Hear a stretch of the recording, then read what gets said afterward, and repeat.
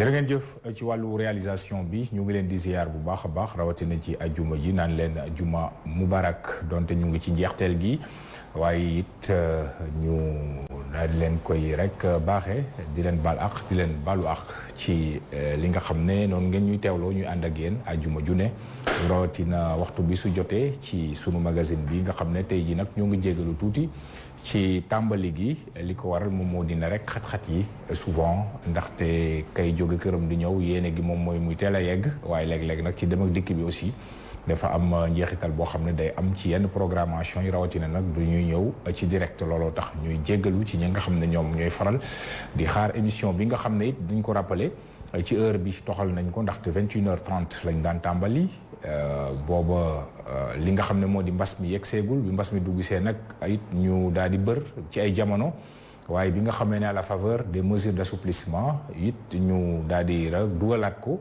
waaye it gën a wàccee heure bi su ko defee nag ñi nga xam ne ñoom ñooy ñëw 21h bu ñuy jeexal ñu mën a dox ci jàmm ak dal mën a yegg seen kër su ko defee rek duñ leen toppee benn yoon violation du couvre-feu ndaxte 23h la bi ñu ko yeggalee waxtu boobu nag moo doon waxtu bi nga xam ne ci la émission bi daan jeex bu njëkk te it ñu gis ne bañ a exposé ñi nga xam ne ñooy am seeni volonté di ñëw ñu wàccee ko ba 21h su ko defee 22h rek ñu daal di tàggoo ci beneen li nga xam ne def nañ ko it ngeen adapté wu ci li nga xam ne moom la njiitu réew mi wax ne il faut apprendre à vivre en présence du virus moom moo di ne format bi dañ ko réduire à 2 bu yàgg à 3 la à 4 la daan nekk ak ki nga xam ne mooy présentateur bi kon gis ngeen ne tey jii ñu ngi nii à 2 ñi nga xam ne nag ñoom ñoo la ñu invité moo di Babacar Gueye toogee ni ci sama ndeyjoor moom muy président Sen Askan di parti boo xam ni parti politique la dafa bokk ci la grande coalition Benno Bokk Yaakaar kon Babacar dalal nañ la ci waxtaan bi yaa ngi feggu ak ki nga xam ne moom moo di Pape Medoune Sow nag moom mooy njiital cadre yi nga xam ne ñoo nekk ci grand parti de ki ko jiite di président El Hadji Malick Gakou ñoom ñu bokk ci opposition bi am na sax benn coalition bu bees boo xam ne yëkkati nañ ko grand parti ci la bokk kon Pape Sow bokk na ci responsable yi Pape Sow c'est à ce titre yow ci lañ la dalal it ci waxtaanu tey bi kon yow it ñu ngi lay dalal di la gërëm ci déplacement bi li ñuy def rek moom moo di dugg dans le vif du sujet mooy maanaam junj naa ko léegi nii ne à situation exceptionnelle mesure exceptionnelle loolu bu ma ko junjee suñu xel dem ci li nga xam ne moo di Covid-19 bi nga xam ne tey jii kat mu ngi lëmbee àdduna si Sénégal desul gannaaw ba mu amee nag dañu dàqaloon lu bëri ci yëngu-yëngu rawatina ci wàllu li nga xam ne moom moo di politique ak yeneen yoo xam ne am na ñu dem ba ci yàgg nag kilifa yi gis ne faw ñu am ay mesures d'assouplissement yooyu nag bu mu amee gis nañ ne nag ci ay diwaan wala it ci ay kuréel wala itam ci pàcc yu bëree bëri nit ñi activités yi dellu siwaat nañu looloo tax it ñu gis ne boo koy xool ci wàllu éducation bi nit ñi réaménagé nañu ba njàng mi nañ dellu siwaat ci nga xam ne moom mooy calendrier bi scolaire le 25 examen yi tëral nañ ko loolu yëpp ñu tënku ci li nga xam ne mooy tegtalu njiitu réew mi ak waa kër docteur yi ñu jàpp ne moom ñoo koy xelal waaye ci loolu it gis nañ ne ci wàllu politique aussi am na fu ñu toll woon ci Sénégal ñuy waajal li nga xam ne it moom mooy le calendrier électoral maanaam calendrier bi nga xam ne moom mooy fixé élection yi ba ñu bàyyeekoo ci présidentielle te it ñu doon jëm ci élection locale yi war a jàll ci législative yi ak ba présidentielle yay ñëwaat yooyu yëpp mu am fi ñu ci toll woon waaye ñu tënkoon ko it ci waxtaan ndaxte bi ñu bàyyeekoo ci élection présidentielle dañu gisoon ne it pëccoxoo amoon na ci li nga xam ne mooy langue politique gi ñii wax naan fichier bi ñu demee du noonu façon yi nga xam ne noonu la ay njuuj njaaj am na ci ñii naan leneen la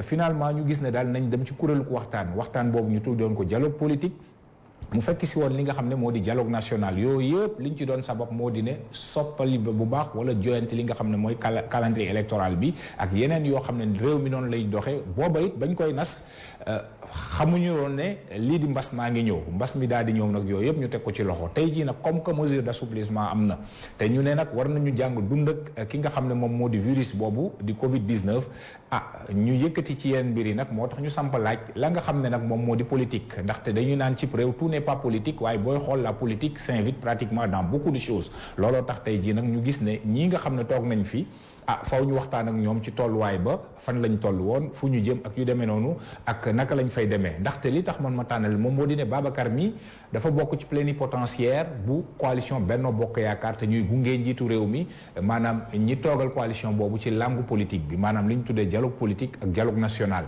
ki nga xam ne Pape Medoune Sow it bokk na ci plénipotentiaire maanaam ña toogal opposition bi itam ci ñaari kuréel ku waxtaan googu looloo tax ma tànn leen nag ñu waxtaane loolu waaye it du ñu fàtte yenn question d'actualité yi nga xam ne jot naa am ndaxte ku wax Covid-19 xalaat njàng mi kooku dinañ ci laal incha allahu rabbi dinañ laal it ci leneen li nga xam ne dafa aju ci littoral bi yooyu mën naa ne ay questions subsidiaires lay doon tënku ci actualité waaye réflexion bi daal moom mu aju ci wàllu politique bi Babacar comme ni ma ko waxee léegi rek apprendre à vivre avec le virus ou en présence du virus il y a des mesures d'assouplissement kuréel yëpp ngi yëngu pàcc yëpp ngi yëngu ñëpp delluwaat nañu waaye ci politique bi tekkaaral la ñu gis te li nga xam ne moo ci am mooy am na ñoo xam ne xëy na seen i mandat jeexoon na ba léegi ñu ngi doxal am na yoo xam ne waroon nañ ko def ba léegi kenn déggu ci dara tekkaaral boobu ndax lu ngeen ànd la yéen ñi nga xam ne ay acteurs politiques la ñu fekk it mu ngi jur ab laaj ci ñi nga xam ne ñoom ñoo di askan yi te ñoom ñoo leen jox mandat yéen waaye politique yi waaye rawatina ñi nga xam ne ñoo toog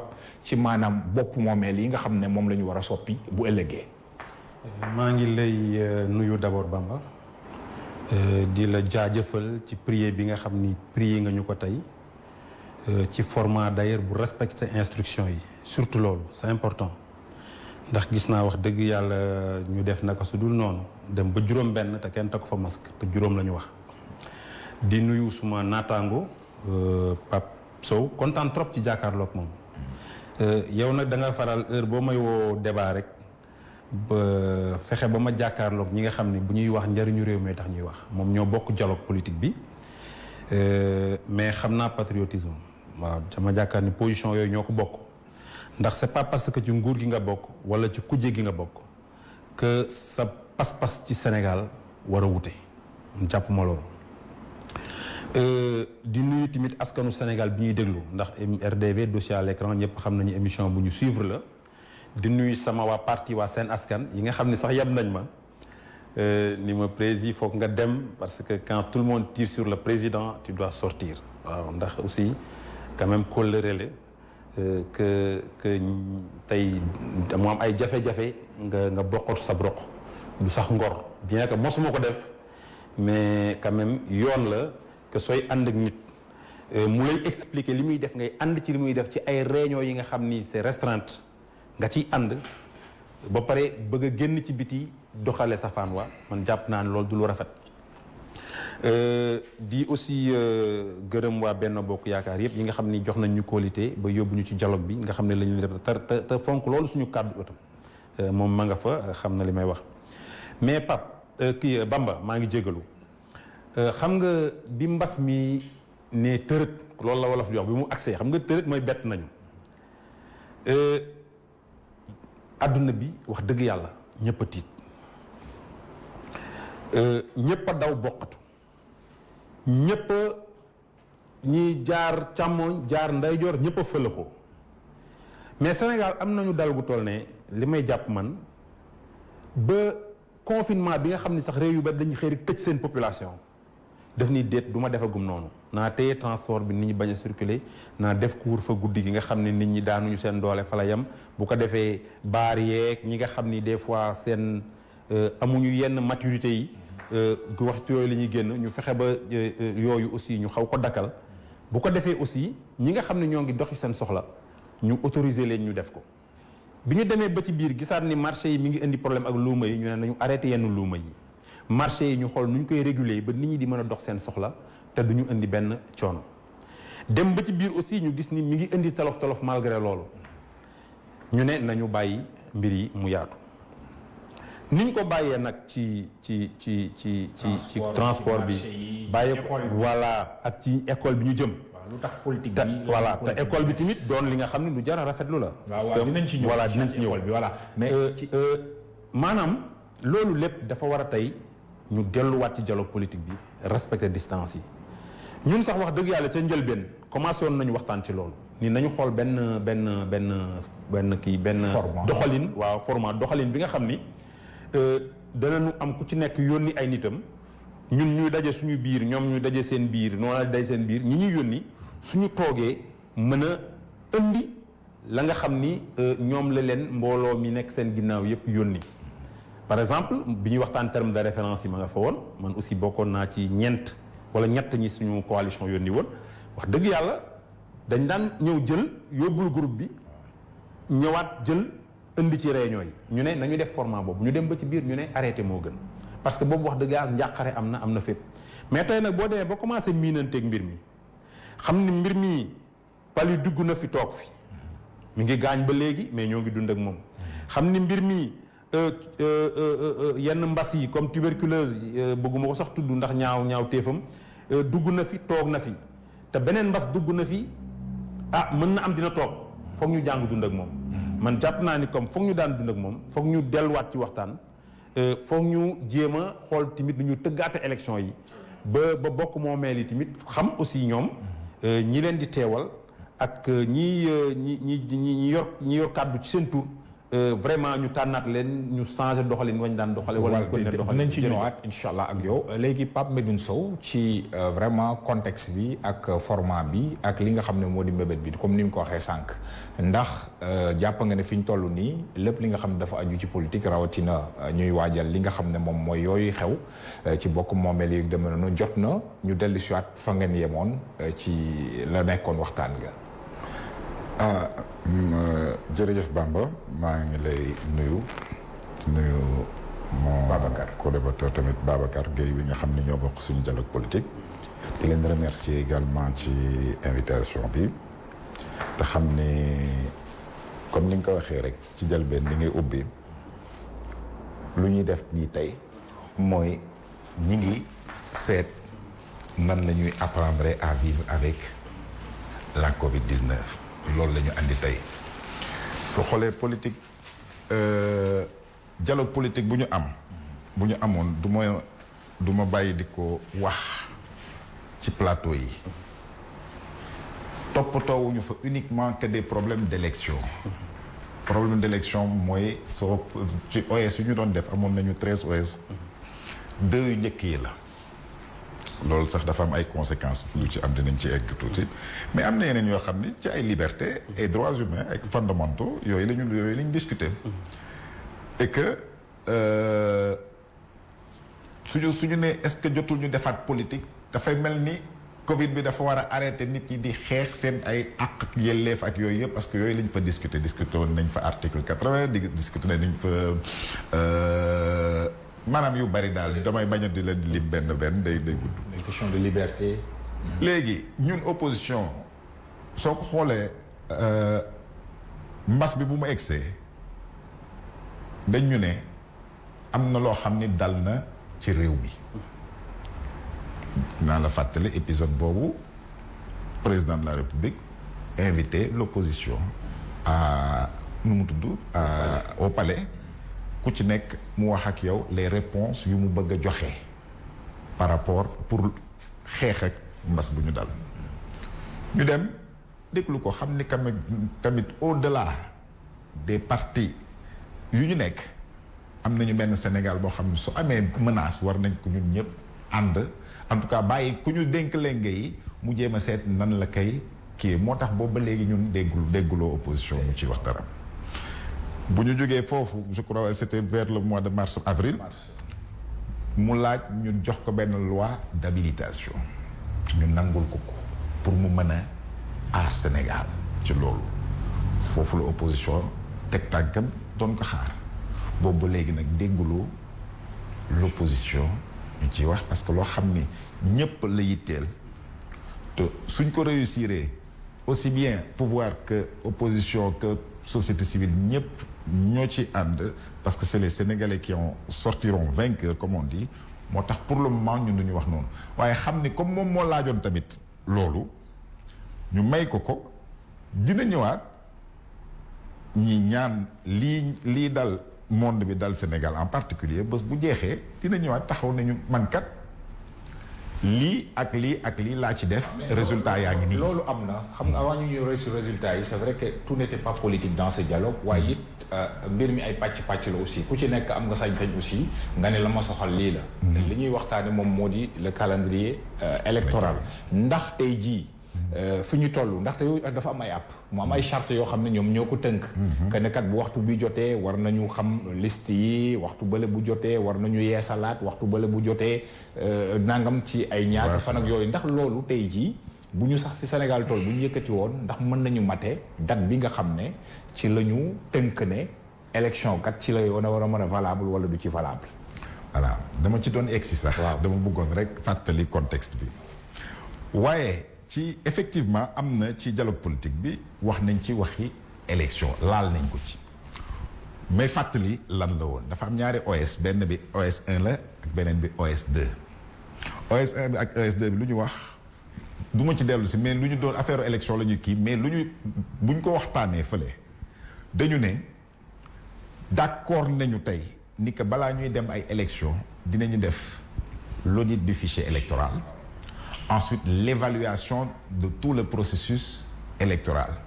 Ñuy dooree nag la refonte de 2016 depuis la refonte foofu la ñu war a kiiyee ci affaire fichier bi foofu la ñu koy commencé édouter léegi. loolu bu mu amee ñu xool ni que audit bi dañ ko bëggoon def dañ bëgg def audit sur pièce et sur place loolu c'est la nouveauté sur place boobu avant audit sur pièce lañ fi mës a def ñu ne lii pour def ko dafa am. dina jël ñeent ba juróomi weer et que bu ñu ko xoolee woon boobu au mois de mars 2019 suñ ci yokkee loolu war a jaar ci processus yeeg affaire yooyu yëpp ñu kii sachant que président de la république dàqoon na élection yoo xam ni juin la waroon am mu yóbbu ko ba décembre ñu xam ni que suñu defee audit yooyu ak yooyu datu décembre bi dootuñu ko nekk pour l'organiser. looloo taxoon buñ ko xaymaa ak yëpp ñu ne mieux vaut ñu reporter ko tuuti le temps ñu jaar ci foofu yëpp ci nga déggee le ministre de l'intérieur génne benn arrêté parce que daf ko njëkk rek dàq waaye joxewul woon date politique yi bu ñu yëngoo ne kenn mënul sine jiyee nii rek reporter ay élection ci la génne benn arrêté ne que les élections locales municipales se tiendront au plus tard le 28 mars 2021. Entre-temps ñu ñëw lii dal ñu Covid bi dal seen àdduna yëpp ñu comprendre ko aussi waaye nag suñu xoolee par rapport ak ñun nuñ ko planifié woon suñ ko appliqué léegi nii tardé nañu ba pare date bi duñ ko respecté parce que soo xoolee 4 mois ñeenti weer yooyu ñeent ba juróomi weer nga teg ci 150 jours su fekkee ni changé wuñu dara ci kii bi jaar parrainage dañu ne 150 jours avant date de scrutin dañu war a commencer la collecte des parrains muy 5 mois fële 150 jours dafay nekk 5 mois 5 mois wu audit fichier bi boole ko muy 10 mois soo ko tegee ñi ngi juillet daanaka juillet dañuy romb déjà le 28 mars donc ça veut dire date bale suñ ko jaaroon normalement nii mënatul ne du ci laa bëgg a tontu ci sa question bi ne l'importance léegi ñane ko mën a na ñan date bi kana ko dàq dialogue politique donc il est important maintenant que ñu décider ni que dañu war a dund ak mbas mi jéem ko daan léegi il faut que ñu delluwaat foofu jéem a seet entre nous les acteurs politiques ñu joxe woon ndigal ñu joxe woon ni que nii lañ ko doon jaaree ne leen léegi am na lu bees lu am nan la ñuy def parce que foofu suñ ko convoqué dañu fa trouver ay solutions yoo xam ne peut-être du ñu dàq kii boobu parce que dàq ko encore une deuxième fois day delluwaat ci li nga waxoon sànq ci njët bi ngay wax ni que les élus locaux maanaam ñu fal ñi boobu ba léegi seen mandat dafa jeex décembre dialogue politique consensus boobu moo leen yokkal moo leen téye ba léegi ñu ngi leen téye woon ba au plus tard le 28 mars leneen su amee dañuy gën a dugg dans l'illégalité d'accord voilà moo tax il est important et le plus rapidement possible que ñu convoqué waat dialogue politique yi parce que les acteurs mun nañu wax entre ñoom ba trouver des solutions yoo xam ne dinañu permettre ñu dem ci ay élections may fàttali ni élection teewul benn Covid 19 terewul benn dëkk au monde mu dem ay élections dinaa jël exemple Amérique seen élection présidentielle novembre bii la Joe Biden ak Trump ñooy affronté wu xalaatuñu sax dàq ay kii te pourtant am nañu 120 000 morts. def nañu campagne ci Covid bi. def na ñi ngi ci campagne bi ñi ngi ci xeex am nañu 120 000 morts am nañu 2 millions et quelques de cas et ils vont convoquer un électorat de 300 millions de personnes d'électeurs xalaatuñu ko sax dàq. Guinée jaar nañ fa France jaar nañ fa lan moo ñu war a mën a tere ñun. tey ñu dem ci dialogue politique bi pour tenir les élections locales à date defe naa ne Guèye bu mu ko waxee bëgg na ko man tamit ñun tamit bëgg na loolu rek la ñu xaar pourquoi cette exception sénégalaise par rapport ak boo xoolee ñi nga xam ne lim na leen ndaxte Covid bi mooy prétexte bu mag bi ñëw ba fii bokk nag ak dialogue national bi wala dialogue politique bi nga xam ne dañ ko waroon waxtaane waaye Covid bi ñëw mais bu ñuy xool dafa mel ni Covid bi moo dàq mbir mi lu tax ñeneen mën ko def ñi nga xam ne ay démocratie lañu comme États-Unis te Sénégal aussi dañuy fëgg seen dënn ne ñoom c'est une démocratie majeure lan moo waral cette exception là sénégalaise. waaw jërëjëf en fait damay rejoindre Pape Sow du Covid bi sax moo dàq élection yi suspension dialogue bi moo dàq élection yi te suspension dialogue bi ñun dañ ko def ci suñu cëggal guyu bopp maanaam du lu ñu ministre imposé du lu ñu président dictal ñoo ko def ci suñu caggal guy muy ñun muy noonal yi volonté président de la république déedéet donc junjoon na ko à un moment donné amul ñun bi ñu koy bàyyi junj ko très bien waaw bi ñu koy bàyyi junj sax defu ko nii moom nii ministre ñun ñoo toog réunion ma nga fa woon ñu ne dañuy def format bii ñii d'accord ñii d'accord parce que surtout xam nga ñun par exemple majorité ñun am nañ discipline bi nga xam ni bu président ne diw yéen a ma fay teewal problème bi réglé wu na mais malheureusement consensus boobu des fois dafay jafe ci opposition dafay jafe ci non aligné moom xam na li may wax dafay jafe c'est-à-dire nga ni ñeent nit rek ay ñëw des fois kay tànn pour que ñeent nit rek ñëw day am problème pourtant ñoom xamante nañ seen biir xamante nañ tey bu ñu waroon ñëw mënoo ci génne Pape Medoune mënoo ci génne diw parce que ma limee juum mais malgré tout da nga gis ñi nga xam ni bëgg a ñëw mooy tax dañuy préférer ñu dàq affaire bu ñëpp teewul donc ñun bi ñu indee proposition bu ak ñenn ci ñoom sax ñu bari vraiment am ñeneen ñu ne ñoom nanguwuñu loolu te comme nag groupe lañu te dañoo bëgg lépp lu ñuy tënk ñun ñëpp ñu bokk tënkandoo ko comme ñenn ñi nee nañ dàq nañu loolu ñu ne comme Covid bi nii la tëddee na ñëpp toog seen kër ñun tamit comme aussi. majorité mooy dégagé wu surtout consensus la ñu bëgg. kon consensus amoon na waaye Covid bi ñëw na it. voilà yokku ci. non bi Covid bi ñëwee sax lañ am consensus su taxaw. très bien voilà. taxaw maintenant ministre bi wax na ko yàggul matul 10 jours. mais est-ce que ce consensus était justifié sur la base de ce que nous avons vu après. mooy yi mu wax ne Guinée gi nekk suñu wet. def nañ seen élection. ci biir mbas mi. États-Unis noonu France aussi suspendre nañu à un moment donné ñu def. seen man de li ma mën a kitaabu. mooy bu ñu ne woon condition yii ñu nekk nii nañ ci dem élection dans 6 mois. la ñu wax de wala dans 5 mois. pare nañ pour dem. est-ce que c'est possible. maintenant te it dafa am leen tënk ni ko Medoune waxee. maintenant ce n'est pas 150 jours. non d'accord waaw xam nga 150 jours il rentre dans les 150 jours loolu leneen la c'est-à-dire 150 jours dañ ko tënk ci rectification du code et des éléments qui jouent dans les règles électorales avant la date de l'élection noonu la tëddee loolu mooy 150 jours yi mais li xew mooy ñun tant que bu dialogue bi daje woon suba ni waxtaanatuñu dara nañ organiser élection yi ñu tënk ko léegi organiser ko ci délai bi ñu bëgg. waaw mais fi ñuy dem nii. mais comme dem nii waaw mais ni ñuy demee nii. maanaam bu ñu tënkoo ci la nga xam ne moo doon déggoo gi. ne kat audit fichier bi dañ ko war a def. évaluation du processus. ak dañu tënk yooyu yëpp ñu nar ko respecter. est-ce qu'on s'achemine pas vers un autre report. ça c'est réaliste. ça c'est clair il a dit loolu kay c'est clair comme l'eau de roche. parce que ñun bëgguñu dem ci élection yu ay mbiicoo mbaaloo di am dañoo bëgg a dem ci élection yi nga xam ni dinañu génn kat képp ki nga xam ni démocrate nga te fair play nga nangu ni kat man élection yi wax dëgg yàlla jaar na yoon pertinent wala gagné na. mais du mën nañu xel nangu opposition bi tey mën na nangu beneen report gannaaw bi nga xam ne ñaar am na. kooku mënuñu ko sax xalaat xam nga Bamba. audit bi ak auditu fichier bi ak évaluation processus on en parle depuis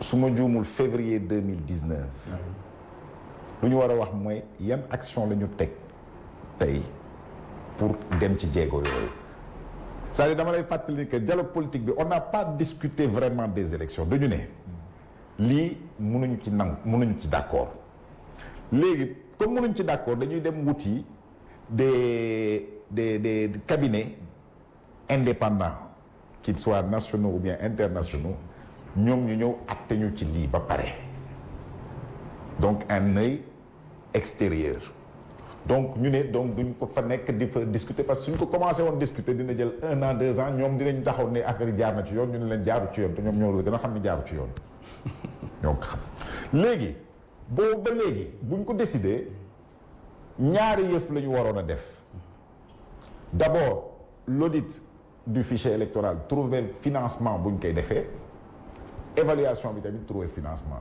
may fàttale Babacar ni que avant ñuy arrêter dialogue bi trouver woon nañu déjà financement wu audit du fichier lu ci desoon moo doon le financement de l'évaluation du processus et commencé woon nit ci def ay jéego pour seet fu ñu koy jëlee ci lo foofu la ñu yemoon mais xanaa léegi nga jënd nga wut financement kat ba taxaw boobu ba léegi war nga ko mën a sax commencé def ay appel d'offre ak yooyu parce que nit ci tamit arrêté wu ñu liggéey Bamba Covid bi ñetti weer rek la def taxaw te ñetti weer y avait au moins le minimum l'administration bi doon liggéey mais administration ñëpp fële dialogue bi. ci lu ñu wax est-ce que dans la réalité c'était ça parce que dañu leen liggéey disons le travail en ligne ak yu demee noonu yooyu ñu wax aussi est-ce que. ñun de doon nañu gis ay travaux en ligne doon nañu gis ñuy tenir ay conseil des ministres kii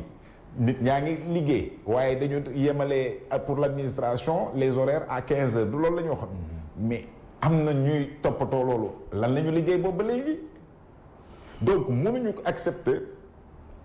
nga dàq d'abord décembre ba mars décembre 2019 oui.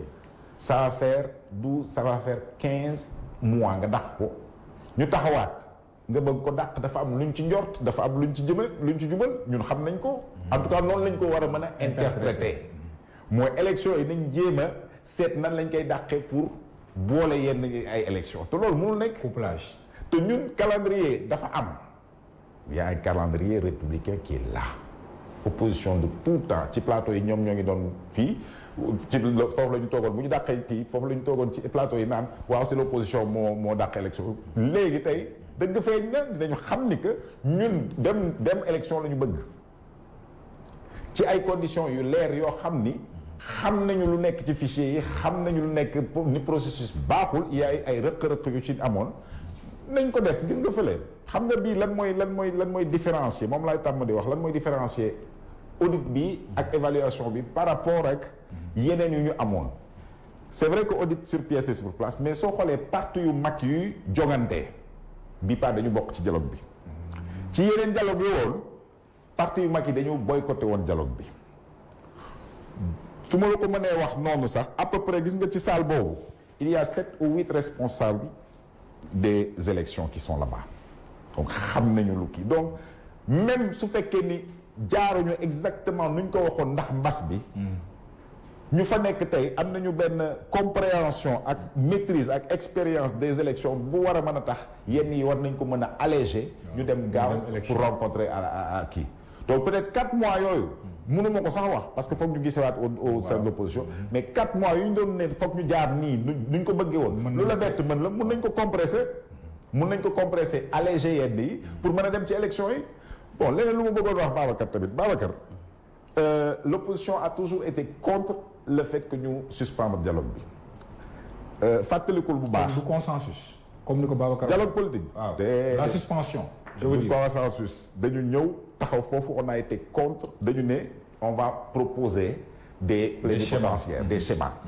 Le temps ñu discuter ko c'est vrai que le temps ñu discuter jotuñu ko discuter nag ci lañ ñëw benn bés le général. Non, on l'a discuté. Non, on a discuté. Non, on l'a séance, discuté. ouais, on a discuté. Nous, on était pour et on avait même demandé à Benoît de demander que nous choisir pour nous. Ah, donc c'était clair. Opposition ak non aligné ñoo amoon problème de choix. Il faut que mu leer aussi. Non, il faut bàyyi ma yeggali. ñoom ñoo amoon problème de choix. bàyyil ma yeggali. Non, Modou. bàyyil ma yeggali. Non, bëgg naa laa xàmmee nag ah. bul dinaa yeggali dinaa expliquer cette histoire d'opposition à bazooka. Non, opposition à bazooka yooyu laa nanguwul. ñoom dama nga fa woon. ñun on était d'accord. te ñun sax ñoo proposé d'ailleurs. ñoo proposé. schéma ñu continuer liggéey ci biir mbas mi. mais ku nekk yónnee une délégation restreinte. délégation yi di rencontrer seen groupe di dellu ci salle bi. mais ñoom ñoo mënul woon a nangu. ñii toog ñii ñëw. c'est la réalité. tey Bamba je vais damay yeggali. defe naa dañu fàtte. ñun d'accord nañu ba choisir suñu ay kii. peut-être non aligné yi amaguñu woon. waaye xaw ma ndax séance boobu bu ci tegu peut-être ñëwul woon. le général Niang moo ñëw annoncé officiellement ne il a reçu les instructions de Famara Ibrahima Sagna qui préside le dialogue national ne que on arrête les travaux du dialogue national noonu la demee. yemul foofu de.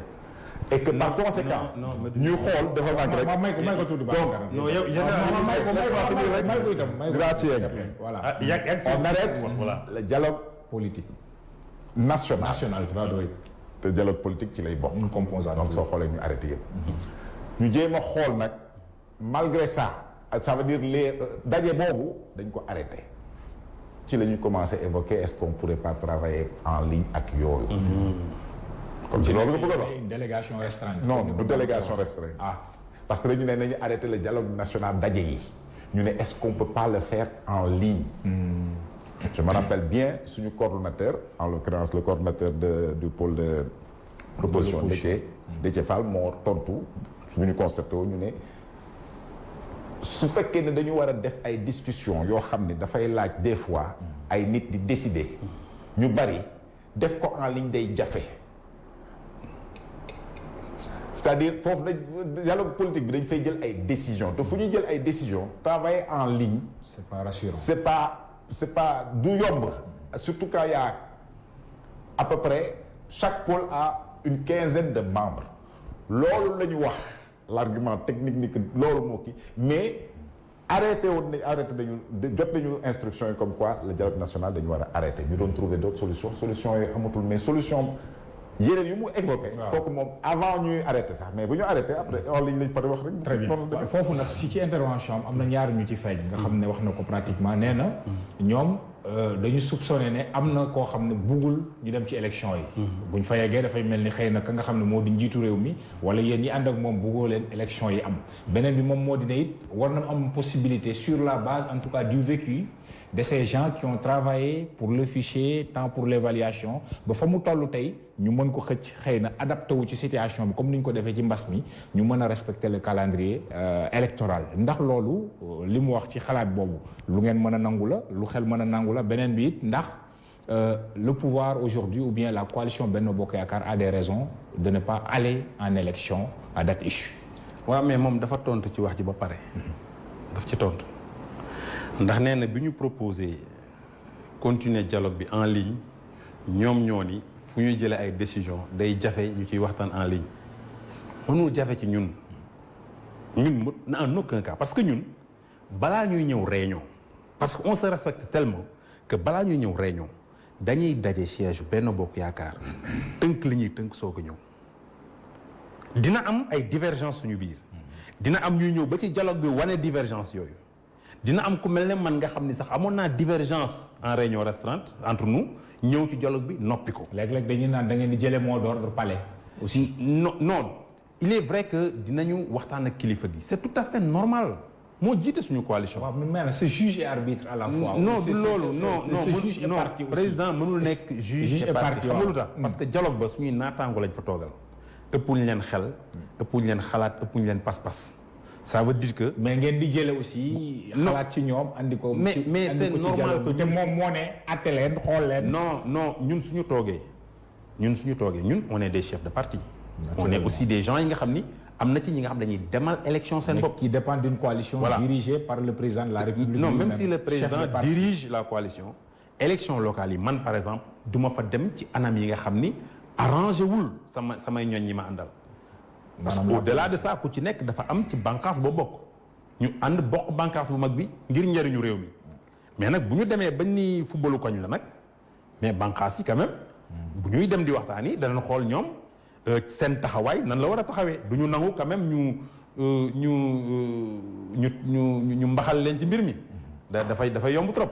donc li mu wax quand même lu jar a retenir la mooy que biñ à chaque fois que ñu évoqué lu waroon a tax ñu continuer waxtaan bi opposition wala non aligné tegal nañ ñu lu tax duñ ko continuer loolu mooy li am.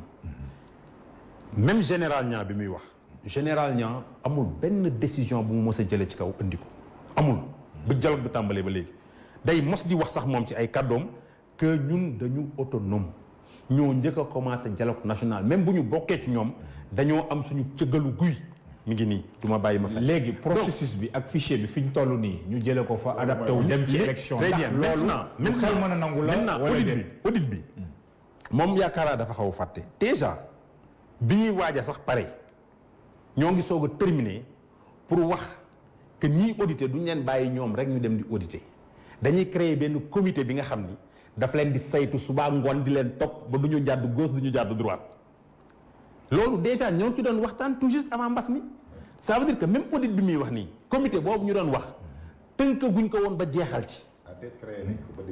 je sais dama ni tënk guñ ko woon ba jeexal su ma waxee mooy xam nee naa sànq ñoo ngi ci doon soog a pare tout juste bi mbas bi di agsi ça veut dire que bi mu naan auditeurs yi nangam déjà ñun suñu bopp liñ doon tënk pour mën a saytu auditeurs yi paree guñ ci woon ca anam ya mu gën a rattaxe ci anam yi mu gën a rattaxe paree guñ ci woon mais mënaguñu woon dem ci audit te di la fàttali Bamba ni déjà 2018 audit génnoon na fi. mais remise en cause. voilà audit yooyu ay nit toogoon nañ fa nangu woon ko saytu audit yooyu. man nii ma bokkoon ci man nii. yu dul dem élection. non ay nit dem élection toogu fa. kooku tamit en tout cas lu ñu tuddee l'opposition significative toogu fa. non xam nga man nag opposition significative ak non significative man c'est un problème pour moi opposition bu toogaale ak bu toogaale wu fi am ça la réalité au Sénégal waaw mais opposition significative non significative y a un problème à ce sens ndax balaa nit di significatif wala mu non significatif day dem ay élection ñu natt ko. déet man mun naa ko leeral. merci suñu waxee loolu. nga baal ma rek non yaa wax man yaay opposition man nekkuma opposition. waaw man waruma lan ngay déggee ci opposition. non moo wax dinaa la wax loolu laa. non doo ma wax. Bamba du ma wax. Bamba du ma wax. waaw bàyyi parce que da nga koy interpellé. Bamba du ma wax dama lay ñaan. maa la ñaan Bamba bul ko may buntu bu mu génn. non maa la ñaan d'accord léegi moo toog ci plateau bii ni ay ñooñam tekkiwuñu dara loolu man du ma ko justifier loolu yaa ko wax man dama ne l'opposition non significative waaw ñu toogoon ci waxtaan bi nee na am tekkiwuñ dara kay te ñooñu ñoo toog ak moom tey di waxtaan bokk ak moom taxaw déet ñu toog fii ñu toog ci dialogue politique bi loolu du ma la may xaaral dem ci ñoom ñu toog ci dialogue politique bi on est 13 plénipotentiaires les 10 bokk ñoon ci dialogue bële loolu laa lay wax ñin toog fii ñii ñoom la seen ay candidats demoon à la présidentielle ñu nekkoon ci dialogue bële à part seen candidat moom kenn ci ñoom toogul woon foofu ci dialogue bële loolu laa la bëgg a wax ni que ñuy participer à l'élection sur les 13 ou environ 15 on a désigné 20 mais en moyenne 15 ñoo fay dem les 12 ou les 13 kenn ci ñoom bokkul ci dialogue ba woon loolu mooy wax bi loolu kay war nga ko mën a nangu. sama sëriñ. waaw yaa ni fi opposition non significative kooku say kàllaama la génne ak si cay kaddu. léegi nag loolu nag. non significatif j'ai dit l'opposition significative. yow yaa ci boole noonu man tudduma fi non. d'accord s'il y a significatif il y a non significatif. ah il faut que yaa ko wax jarul def jeu de mots. donc très bien léegi nag. moom daal moo fi tudd te ñoom xam nga loolu. dem ci élection. d'ailleurs loolu ci acquis yi nga xam ne am ngeen ko. loolu moo waral donte ñàkk déggoo am na ci. Bamba loolu moo waral suñu coono. waaw suñu coono ñun ci dialogue bi. looloo ko waral ndax ci ñoom. waaw ñii dañoo jàpp ni ñoo tekki dara. très bien ñeneen ñi ci ñoom tekki wuñu dara. mais d'accord ndax mën nañu dem ba jàpp proposition am na moom ni mu ko waxee. waaw kay ne kat lii mooy calendrier bi faw ñu respecté ko. li mën a am ndax mën nañu jël ci li nga xam ne mooy les acquis présentement quelles que soient les divergences. ak li nga xam ne jàpp nañ ne mëntu ci. ñu adapté ko dem ci élection wala yow da nga jàpp ne faw fi ñu toll nii faw ñu xàppatiwaat. yokkaat maanaam wutaat date bu bees. xam nga loolu warta mën ne. xam nga date bu bees date bu gàtt lii dëgg mooy. cëggal guy gi bii yoon ñoom ñoo ko yor. xam nga nee naa sànq cëggal guy gi dialogue bee ko yor. mais déedéet cëggal guy gi ñoom ñoo ko yor. opposition ñoo ko yor ci nan. lu tax dialogue politique lu tax. ñun jàpp nañ ni élection 2019 yi élection gënu koo jaar yoon ñun. loolu lañ jàpp. ñun jàpp nañ ni audit bi ñu defoon ba jébbal ñu résultat yi en 2018 audit gënu koo jaar yoon donc ñun li ñu jàpp mooy anam yi ñu demee woon élection 2019 anam yooyu mën nañ ko demee élection locale te dara du xew coow du jib ñun loolu lañ jàpp donc ñun pare nañ ñoom nag bu ñu jàppee ni dañoo war a auditer ñoom bu ñu jàppee ni dañoo war a évaluer te sax li ma leen wax man nee naa leen ko rek ma jëlee par dialogue man leen même évaluer déjà la connotation du mot évaluer elle est subjective man dama naan jub na ngeen ni jubul dañuy enliser wu du dem. par contre non attends. bii dañ ko tuddee audit ba dañu tuddee ko évaluation am na lu tax. moo tax ma continuer c'est-à-dire audit moom terme c'est clair moi je suis manager des projets aussi audit dafa clair audit càmbar audit day neutre. Mais évaluer, d'ailleurs on dit que rien n'est plus ingrat que la position d'évaluateur. Quand c'est trop positif, ça ralentit l'ardeur. Quand c'est négatif, ça fâche. Donc, il faut avoir une part de subjectivité dans l'évaluation. Déjà, nous restons bien, nous devons évaluer, nous sortir. Qu'est-ce que nous avons évalué, mais qui auditer, des auditer comme nous sur pièce. Ils ont ajouté sur place, j'aime bien. D'ailleurs, sur place, nous avons ajouté ça. Nous avons 2035. Ça, la réalité. Nous avons 2035, nous avons parce que sur place, moi, là. Parce que nous sur place, nous avons demandé, nous clarifier là, nous sur place. D'accord. Quelqu'un qui nous a dit, oui, par exemple, les gars, ils ont fait visite de terrain, dem xol li xew ndar, dem xol li xew. Mais yow, ay auditeurs, ils ne sont que 4. ñi fi mujjee ci seen format yi non dama ni ñi fi mujjee attends ils ne sont que 6 d'ailleurs sax ma jumul ñooñu nga bëgg ñu dem Fongolemi dem Saraya dem Dagana dem Ndar dem Podor bëgg a wër Sénégal ça veut dire que ñii man j'ai l'impression que dañu bëgg a yóbbu 2035. Et maintenant dans votre démarche du camp de l'opposition de la coalition Benno Bokk Yaakaar bu dee ñoom ñu ngi ciy gis une volonté de manager pour ne pas que les élections se tiennent ndax loolu lan ngay tontu ci loolu ndaxte moom wax juñu na ko. bon xam nga ñun jàmm lañ bëgg ñun jàmm kese lañ bëgg jàmm rek jàmm dong lu ñu bëgg on est prêt ñun on leur a dit li ngeen bëgg pare nañu c'est-à-dire yéen nee leen lii la ñu bëgg pare nañ man ñu leer ma ni man damay dem élection locale man honnêtement commencé naa ko pare man samay nit ñoo nga ca fi ma réew nii samay nit ñoo nga ca masque yeeg Covid bi ñoo nga ci dem ci kër yeeg gox yi ils ont déjà leur task force donc man je me dis que nit da ngay pare xoddeeku balaa ngay lakkale. waaw léegi maintenant mënuñu ni doxe leen nii ba pare nañu defee leen naa xam nga dafay compliqué c'est-à-dire ñun mënuñu par exemple ñoom man li ma gis ci waxu Pape. parce que waxu. Pape Medou ñu delloo la kàddu ci li nga xam ne mooy précision bi waaw non bàyyi ko léegi waxu ki nga xam ni lenn dong mooy mbébétam teg la coono maanaam mbébétu ki nga xam ni lenn dong nga tax a jóg teg la coono maanaam foog ñu auditer. waaw delloo nañu leen ba pare teg ci sur place. delloo nañu leen la responsabilité. léegi dama wax nan la ñu mën a defee sur place. est-ce que l'opposition ne doit pas être plus souple pour que véritablement mu rejoindre ñi nga xam ne mooy ñooy la coalition moom dafay delluwaat ci nga wax sànq ne ndax yéen ay fixé wala yéen ay convoqué. voilà ñun convoqué wu ñu dialogue politique. xam nga Bamba kii bi jafewul dañu dàq élection yi parce que dañu woote benn dialogue politique ñu dem ba ci biir dialogue politique bi arrêté nañ. mais yéen ñi nga xam ne yéen a contesté woon maanaam la fiabilité de ces instruments qui ont conduit à l'élection de 2019 ñoom ñu wax ne tel quel doy na leen mën nañ ci dem élection ñu gis ne nag lii ay tënk-tënk am na ci diggante bi mais vous tenez tout de même au respect du calendrier électoral. Est-ce que vous ne pouvez pas lâcher du lest? mais moom la ñu wax suñu demee dialogue politique. waaw lâcher du lest ne veut pas dire nañ dem ci fichier bi nga xam ne c'est. waaw waaw je veux dire oui. c'est biaisé duñ ko def ñoom xam nañ lu nekk ci fichier bi ñun xam nañ ko nee naa la ay responsable man mii responsable élection la foofu grand parti mais lu ma bëgg wax.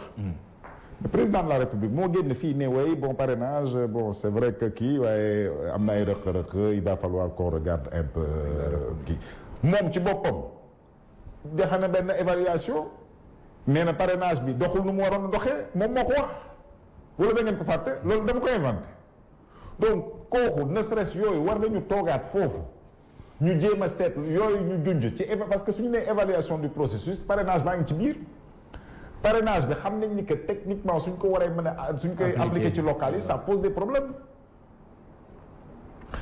yooyu ne serait-ce pour mën a régler yooyu foog ñu kii ko léegi su fekkee dañ leen imposer woon ne leen audit sur pièce et sur place du ma dugg dans les détails moom xam nañ détail newuñu nañ dem ci tout circonscription électorale yëpp waxuñu loolu dañ ne peut-être mën nañ def ay échantillonnage yooyu yëpp wax nañ ko waaw yooyu yëpp wax nañ ko foofu donc excusez-moi en attendant ñu may la waaw c'est vrai que ce sont les aléas du direct loolu ñu ngi ciy jéggalu muy fàttali toujours ne ñoo ngi ànd ak Pape Medoune Sow mu toogal fii maanaam grand parti bokk ci plénipotentiaire yu opposition toogal leen ci dialogue national bi avec aussi la composante politique ci loolu lañ toll woon sax maanaam ni ñuy def ba dem ci élection yi ngay fàttali ne it fichier boobu newoon nañu waaw évaluation partielle waaw moom lu ci bees mooy sur place ça veut dire lan dañuy dem ci circonscription électorale yi dem ci préfecture yi dem fépp fu ñuy enregistré woo kii yooyu moom nee na 4 auditeurs parce que noonu la ko jàppee du ma wax exactement su xamee ñuy wut financement kay wutuñu financement pour ñeenti nit su ñu demee ba ne il faut que ñu wuti financement pour auditer le fichier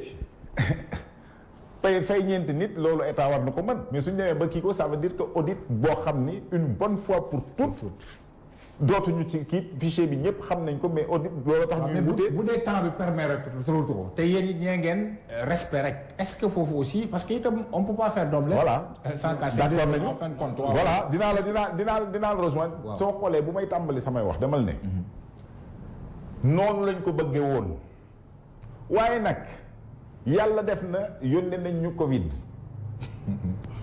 Covid taxaw na waaw mais pour mën a respecter le calendrier républicain comme gis nga moom laa la wax les américains les grandes démocraties date suñ ko jàppee ak lu mënti am guerre mondiale na am waaye dinañ def élection yi léegi ñun élection yi dañ jàpp ni que 28 mars il faut au plus tard mu am léegi nous de nous retrouver au niveau du dialogue politique pour discuter quelles sont les modalités de mise en œuvre des opérations électorales pour que ñu mën a rencontrer date boobu loolu la ñu wax léegi pour loolu il faut que ñoom ñu woote dialogue politique bi mu démarré waat loolu mooy le président bu mu taxawee ne il faut qu'on apprenne comme il dit à vivre avec kii nañu woote dialogue politique bi les acteurs vont se kii ñoom ñu poser seen ay conditions ñun ñu ne leen suñu ay conditions nii la ñu ne woon waaye mun nañu bàyyi bi te lii suñ koy am nañu yaakaar ni war nañ ci mën a dem looloo fi am benn deuxièmement tey lan a yéexal gis nga dialogue politique bi même suñ ko arrêté wul woon loolu laa bëgg nit ñi xam ko warul woon tax ñu arrêté les opérations yooyu ñoom ñu waroon def parce que audit bi processus buy mënee ci audit fichier bi ak buy mëne ci évaluation du processus. kan a koy piloté. les techniciens de l'administration du ministère de l'administration. te ñoom am nañu feu vert ñoom ñooy wut financement nee naa la génne nañu woon financement wu. kii bi nu mu tudd. audit fichier bi audit du fichier. génne nañ ko bu ñuy ak génn pour évaluation processus bi amoon nañ ci piste te daanaka sotti woon na presque. waaw lan moo leen tere woon ñoom nga xam c'est eux qui c'est le ministère de l'intérieur qui est le ministère chargé des élections le code dit quel est le ministère de chargé des élections actuellement ñun d'ailleurs dañ ko bañ mais c'est le ministre lan moo leen tere boobu ba léegi te ñu ngi doon liggéey ñu continuer les opérations di ñu yëgal. Babacar loolu déet pareeguma déedéet pareeguma dialogue politique bi déet pareeguma ma may ko mu yeggale lu ci des suñu doon discuter fii mu toll nii lu ci des ne concerne pas les élections il faut que mu leer du ñu delluwaat pour discuter waat ci ay élections suñu delluwaatee ñoom lenn rek la ñu mën a rebondir ci élections yi ne ni ngeen ko bëggee woon de demeewul noonu par rapport au délai. Est-ce que vous êtes prêts à faire mais ça n'empêche pas que les opérations nu mu tudd nañ lañ koy waxee démarrer lancer processus bu war a mener ñu def audit du fichier bi ñoom war nañ ko commencer est-ce que waroon nañ ko jeexal bu yàgg mais léegi soo làqatoo ci mbas bi rek ne dañu arrêté lépp loolu mooy arrêté nga bëgguloo ñu dem élection ñun loolu la ñu wax tey suñu delluwaatoon dialogue politique bi ci élection lu ñu fay wax rek mooy est-ce que mën nañu defaat audit sur pièce et sur place boobu rek mooy place boobu mooy nekk problème parce que mooy jël temps ensuite cabinet indépendant dañu ne cabinet indépendant mun na nekk national mun na nekk international donc foog ñu dem def benn appel d'offre international yooyu peut-être mënoon nañ ko def sax ci biir mbas mi mënoon nañ ko def bu yàgg parce que ñoom aujourd'hui ñun on a plus rien à dire lu ñu doon def suñu ay doléances ak yëpp jox nañ leen ko comme il l'a dit avant ñuy arrêter kii on a mis un comité de suivi de l'audit boo xam ni c'est des membres de la majorité des membres 3 membres par je crois de l'opposition et 3 membres du pôle de l'Allié la société civile Sénat ak ñooñu bokk nañ ci pour mën a piloter les luy mener ci affaire auditu fichier bi ça veut dire piloter dem defar appel d'offres yi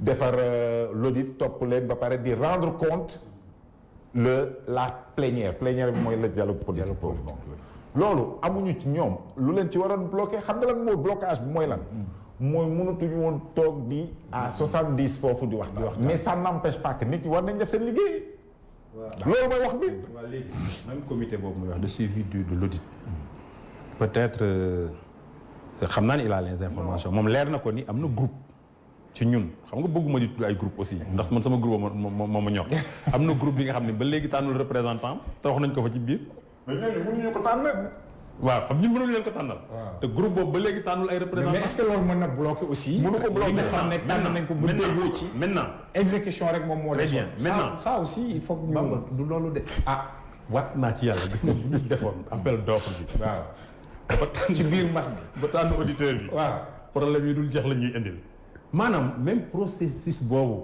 dafa jeexagul c'est ça la réalité gis nga dialogue bi ñoom dialogue bi li ñu def xam nga mooy lan dañuy paccal fii bàyyi daw fële dama wax li ñu def parce que ñoom leen doo nga leen intéressé mettre nous dans des difficultés non ñun mais intéressé ko ñu dem élection yu leer loolu moo ñu intéressé ñoom bëgg nañ dem élection yu leer nee nañ mais nag vous êtes tenu quand même non bëgg nañ dem élection yu leer te nee nañ ñoom pour dem élection yu leer il faut mu am processus d'audit processus d'évaluation processus nangam processus sangam opération électorale yi muy wax tudd na ko ci peut-être opération audit bi lay wax mais bu fekkee opération électorale rek la mais nan la opération électorale di amee ci fichier bi nga xam ne jubóowuñ ci déedéet xam nga mën na ne ñaari yëf non je sais xam naa peut-être lapsus la parce que bi nga tuddee opération électorale xam naa lapsus la j'en suis sûr ndax dellu si nga ji ni audit bi je suis d'accord avec toi mais opération électorale déjà yi nga xam ne moom la ministère ak administration yor ndax ñoom loolu la ñu yor ñoom même tànn auditeur bi ñoom ñii dañ cee am seen kàddu nee nañ ñoom ñoo wax de ñun waxuñu ñoom nee nañu du ñu nangu ñuy tànn n'importe même si qui. c'est par appel d'offres. dégg nga appel d'offre lañ leen wax. nee nañu ñoom déedéet qu'il soit national ou déedéet international. ñoom sax biñu nee indépendant au départ am na ñu jël parole ci ñoom ni na nekk ku neutre un étranger. na nekk ci yéen waaw mais loolu dépassé nañu. ku mel ne moom il a repris la parole pour rectifier ku mel ne moom parce qu'il faut se dire la vérité. moom mii rectifier ni non on est des patriotes. Même si c'est un national on prend. Ouais. Mais au départ parmi eux ñu bari dañu woon na nekk. kon quelqu'un de romb nañ ko. voilà donc non romb nañ ko quand même romb nañ difficulté boobu. Très bien. Mais déjà ñun. ak ni mbas mi dikkee ak ñun ñëpp ni ñu dawee tëju. c'est ça la réalité aussi. benn instant ñëpp daw nañ tëju ci. Sénégal sax am na lucidité xaw a tijji. delluwaat xaw a gérer avec un tant soit pas de lucidité. parce que monde bi ni mu doxee. xam nga réew yu tëju yëpp seen cas yi wàññeekul dafa gën a yokk. ñun on n'a pas choisi cela mais alhamdulilah c'est vrai que on n'est pas sorti de l'auberge. mbir mi jeexagut. te mën na am mu gën a tar. mais ba léegi mën na ni alhamdulilah. di sant yàlla di ñaan yàlla defal ñu mu gën a tane lii. waaw kon daal léegi pour tëj kon lu ñuy tënk loolu. dama ni pour tëj ci loolu. waaw ñun suñu ginnaaw. bandañ bu ñu paree suba. paree nañu. ñun jàmm rek. donc report dootul amati. déet defal naa ci ñoom la des. nee naa suñu bëggee. ils n'ont qu'à nous dire ñoom comment est-ce qu'on peut auditer en 2 mois sax suñu bëggee. et aller aux élections. déglu ma rek en 2 mois suñu bëggee teg ci 150 jours yi dem élection suñu bëggee suba nañu bind lettre général ñun on est prêt à être présent. suñu bëggee nañu jël format un seul représentant par groupe on est prêt à envoyer une seule personne. ndax ñu am le peuple donc ñun moom. jàmm rek donc kese. ci yéen la des bu ngeen bëggoon suba bu ngeen bindee général pare nañ pour dellu si. le problème vraiment ne se pose pas à ce niveau. le peuple vous écoute ndaxte ñoom ñoo am ay mandats ñoo xam ne ñoom la ñu fal. te it ñu yéen ngeen déggoo. yokk seen mandat. jërëjëf ñoom it ñu ngi leen di dégluwaat bon xam naa ne du ma dugg ndax c'est légal ou c'est pas légal mais lu ci am mënti am yéen a déggoo woon ci consensus ah. pouvoir ak opposition joxoon leen ko. ndax noppi ngeen joxaat leen beneen mandat mooy report bi feeñ na fi ñii d'accord ñu yéen nee ngeen aussi ci ñoom la dépendre bu ñu nangoo tey ñu dem léegi fi ñu jeexale moom moo ne ci actualité ndaxte dañ ko diggee woon ndaxte Covid bi moom comparaison la defoon ma ne école bi réaménagé nañ calendrier bi mais mu des li nga xam ne mooy les calendrier politique et ci réaménagement école boobu nga xam ne war nañ tàmbali le 25 en 2 mots ça vous rassure vous êtes optimiste parce que cet optimisme la ci ñu bëri pratiquement y compris les acteurs de l'école. li ma gëm waaw en tant que jàngalekat d'abord aussi. li ma gëm mooy école nekkatul problème solution la léegi. ci mbas mi. école nekkatul problème solution. ndax tey ku génn ci mbedd mi rek ak sénégalais boo mënti nekk gis nga terrain football yaa ngi fees dell ay xale yuy football soluñu masque. mbedd maa ngi fees dell ay xale yuy fo soluñu masque jëluñu benn précaution. école déjà dana leen téye benn 4 heures de temps bi nga xam ni dinañ am un tant soit peu d'exigence ba ña fa nekk ñu xaw leen a sauver as. ci yan conditions. parce que bu nee gel ci buntu yi bu nee raxasoog saabu bu nee takk masque bu nee ay enseignants pour respecter distanciation bi déjà ñooñu ci temps bi ñuy nekk école mën nga ni temps boobu da nga leen muccal ci mbas mi te temps boobu bu ñu ko nekkul école mu neex mu naqari tey bépp parent d'élève bu jàkkaarloog say doom jàkkaarloog sénégalais yi te bañ a def benn affaire u naafeq xam nga ni xale yaa ngi ci mbedd mi te jëluñu benn précaution. Autrement dit, il y a plus de risques dans la rue, dans les familles qu'à l'école. Actuellement, il y a plus de risques en laissant les gosses dans la rue parce qu'ils sont plus chez eux qu'en les laissant à l'école. Medoune, sur cette décision de reprendre dans ce contexte. Bamba bu ñu décidé dellu école quelques 2 semaines bi avant. waxuma bi le 25 bii di ñëw buñ ko njëkk programmé mu avorté lu tax ñu ànd lan moo wat taxoon ñu ne mënutul nekk faute bi kan la incombé woon est-ce que problème Covid la wala dara c'est des décisions humaines ay nit ñu deful wala ñu jëlul les précautions qu'il fallait pour kii looloo taxoon donc c'était des erreurs humaines lañ ko tuddee en lu ñu ñaan rek mooy jàppaat nañu le 25 erreur humaine nag war nga ko mën a identifier yóbbuwaat ko loolu mooy yoon erreur humaine administration gouvernement ñun dañu xamul ñoom gouvernement lu ñuy def ñoom ñoo fa war a dem toog le ministre est là ça engage 2 ou 3 ministères war nañu mën a identifier les erreurs humaines surtout que waxuñu sax école yëpp na ubbi classe d'examen yi la ñu wax. kon bu njëkk ba décision ba njëkk ba da nga jàpp ne erreur amoon na ci. mais erreur humaine rek fa amoon erreur humaine kese moo fa amoon problème mu enseignant la ñu wax yoo xam ni ñenn ñi dañu commencé am feebar dañuy wàll quelques enseignants ensuite ñu wax problème mu disponibilité de en tout cas kii nu mu tudd. du matériel bu ñu war a mën a aaree seen bopp. thermoflash yeeg yooyu waaw. loolu do ay affaire yàlla wala ay affaire kii affaire nit la ak affaire génne budget joxe ko waruñu woon egsi fii léegi bàyyi nañu ci jamono yooyu ñu ko defoon ba nga xam ni defuñu relâchement des mesures boobu mënuñu woon ubbi ñu bàyyi ba relâcher les mesures léegi nag ñu bëgg ubbi mais problème ay contradiction yu bari dafa nekk loolu mooy nekk problème yi daana waar ñoom ñi ngi ci dafa mel ni daal ñun en tout cas impression bu ñu am du sax affaire parti politique mais parce que affaire Covid bi dañ ko bëgg def affaire citoyenneté dafa mel ni ñoom ils se cherchent xamuñu tellement xam naa ni daal lu ma xam ñu bari ku ci décider en tout cas grande démocratie yu ñu wax des fois dañu jël ne lii nañ ko arrêté l'école gis naa sax ñoo xam ni c'est en ligne la ñuy def seen ay cours yi mais même les examens dañu jël ay examen def ko ay questions à choix multiples en ligne les élèves se connectent choisissent et ils font l'examen soo connecté benn yoon soo génnee pare nga ci yooyu c'est des solutions yu ñu war a mën a génne noonu laa xoolee. voilà léegi jeexal nañu. non fu may d'accord rek moom foofu. vraiment il faut le dire. parce que c'est ça la vérité. mooy bi ñu annoncé ni 14 jours avant enseignants yi dañuy nekk sur place. il fallait le faire. ça n'a pas été fait. kon manquement très bien non foofu il a eu des manquements il faut le reconnaître. Organiser le transport par Dakar Dem Dikk pour après ouvrir le transport une semaine après ça n'avait pas de sens. c'est-à-dire ñaar yooyu moom vraiment il faut le reconnaître quand même il y a eu des erreurs te nit boo defee erreur da nga koy nangu.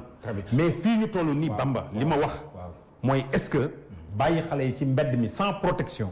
ak yóbbu leen fu ñu leen di protéger. ban choix moo ci gën il faut faire le choix. très bien le dernier tour de table pour se quitter moom mooy l'autre débat qui s'invite c'est des questions techniques la gestion du littoral waaye dañ ciy gis un peu ay porox ndollu politique ndaxte ñi ko porté ay politiciens la ñu.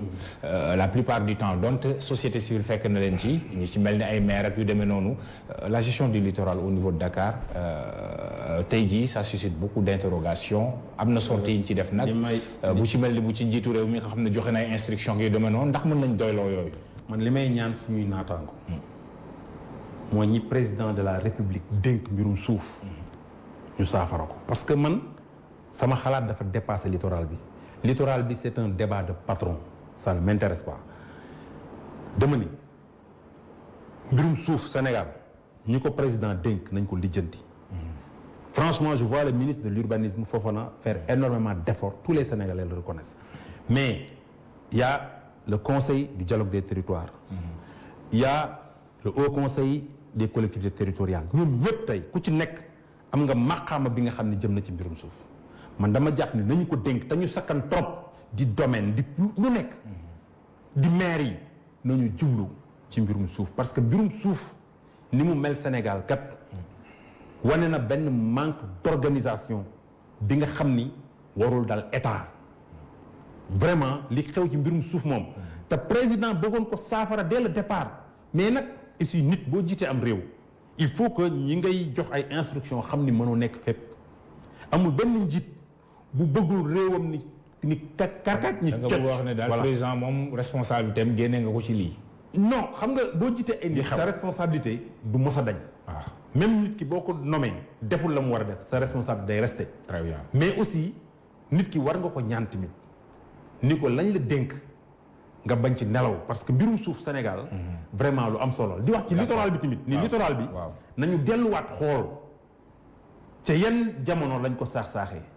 ensuite di wax tamit ci littoral bi nii dañ naan domaine public la Sénégal bépp suuf bu fi am domaine public la amul benn bu fi domaine privé. mais littoral bi am na particularité tout de même. non amul domaine public la maintenant. d'accord mën nañ fa joxe. ay suuf ñi nga xam ni. ci la ñuy def day amal askan wi njariñ. très bien voilà Pape Medoune ci sa perception ci débat boobu nga xam ne yëkkati nañ ko. man nag nu ma ko déggee mu waxee nii du ma ci tellement d'accord delluwaat ay jamono pour seet nan lañ ko joxe woon. ñan ñoo ko joxe. c'est pas parce que joxe woon nañ ko mais aussi ñu citer les responsabilités. waaw d'accord mais c'est pas parce que joxe woon nañ ko kii yow dañ la fal pour nga régler problème yi. soo fi gisee loo xam ni amu fi woon wala baaxul war nga ko régler. 2012 ba léegi war nga ko mën a régler.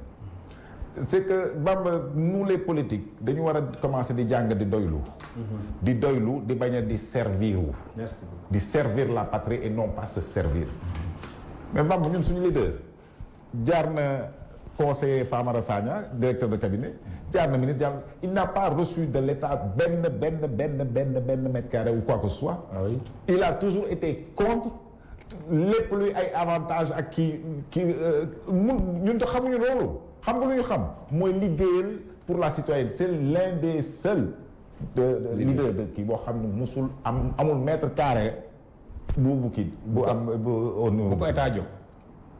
donc aujourd'hui affaire mentalité la ak comportement gis nga la classe politique doit commencer à apprendre que def politique du nekk ne xaaral ma dem wuti lu ma am c'est jéem a seet nan la ñuy defaree pour nos générations futures. pour créer le Sénégal def ko un monde meilleur boo xam ne ku nekk fële rek ba man damay dégg des fois ñu naan waaw ñu ngi joxe ay kayit fële j'étais ébahi ci kii ñu ngi joxe ay kayit Italie bon daw nañu joxe suñu ambassade yi ay passeport pour ñu am ay kii loolu laa gis ma ni mais finalement ñun on dirait que ñun dañuy buux suñu boy pour ñu dem am lu ñu am fële dem ci kii yow munoo seet nan nga leen di joxe liggéey yu ñu toogee ci seen dëkk nga ne dem nañ fa def nañu def la ay passeport ñu ba am ay liggéey xam nga donc affaire mentalité la affaire mentalité nan ngay def ba defar dëkk boo xam ni kuy sénégalais soxlawuloo dem ci dëkku jàmbur pour wut fa ay kayit da nga war a toog sa kii. très bien mu naat nga am li nga fa war a mën a am. jërëjëf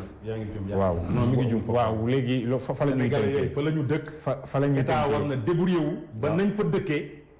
mën a nekk ci anam yi mu gën a rafete. jërëjëf yàlla loolu cëru état la aussi. jërëjëf Babacar Gueye. li ma wax du loolu. Babacar Gueye may fàttali ne yaay président Sen Askan. bokk ci coalition Benno Bokk Yaakaar. bokk ci plénipotentiaire bu coalition boobu ci li nga xam ne mooy le dialogue national avec la composante politique. ce dialogue national là et cette même composante d'ailleurs moom moo waraloon. li nga xam ne mooy waxtaan bi tey jii ndax ñu xool ndax mën na sañu dabe ba élection yi nga xam ne mooy élection locale ñu organiser ko à date échue te it ñu tënku ci li nga xam ne moo fi ne wala it ñu soppi ko soppi nga xam ne moo doon élan te finalement am yi ko fi tënkoon bokk na ci mbas mi dialogue boobu it ki nga xam ne moo di Pape Medoune Sow ci la bokk plénipotentiaire la toogal fa opposition waaye it mu ngi bokk ci grand parti bu El Hadji Malick Gakou le responsable des cadres kon maa ngi leen di gërëm bu baax a baax di gërëm ñi ñu doon seetaan di leen jox dig daje incha allahu rabbi beneen ajjuma bu soobee borom bi jërë ngeen jëf